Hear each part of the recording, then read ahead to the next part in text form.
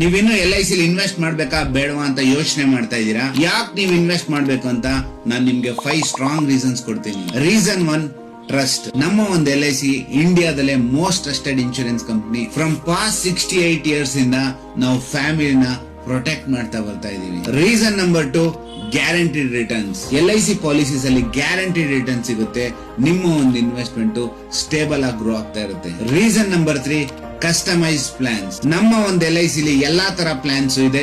ನಿಮ್ಗೆ ಯಾವ್ದು ಅವಶ್ಯಕತೆ ಇದೆ, ನಿಮ್ ಅನುಕೂಲಕ್ಕೆ ಯಾವ್ದು ಬೇಕು ಅದನ್ನ ನೀವು ಡಿಸೈಡ್ ಮಾಡಬಹುದು. ಅದು ಲೈಫ್ ಇನ್ಶೂರೆನ್ಸ್ ಆಗ್ಬೋದು, ಮಕ್ಳ ಎಜುಕೇಶನ್ ಇರ್ಬೋದು, ತಮ್ಮ ರಿಟೈರ್ಮೆಂಟ್ ಕೂಡ, ಮತ್ತೆ ಎಮರ್ಜೆನ್ಸಿ ಫಂಡ್ ಆಗು ಕೂಡ ಕೆಲಸ ಮಾಡುತ್ತೆ. Reason number 4, tax benefits. LIC 2 tax benefit ಇದೆ.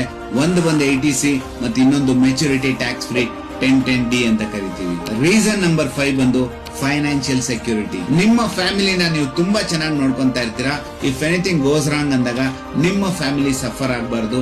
ಅದಕ್ಕೋಸ್ಕರ ನಿಮ್ಗಿರೋ ಅಂತ ರಿಸ್ಕ್ ನ ನೀವು LIC ಕಂಪ್ನಿಗೆ ಟ್ರಾನ್ಸ್ಫರ್ ಮಾಡಬಹುದು. 2025 ಆದ್ರೂ ಕೂಡ ಇನ್ನು ಪ್ರಾಪರ್ ಫೈನಾನ್ಷಿಯಲ್ ಪ್ಲಾನಿಂಗ್ ಮಾಡ್ಲಿಲ್ವಾ? ಈಗಲೇ ನಮ್ಮ LIC ಇನ್ವೆಸ್ಟ್ ಮಾಡಿ.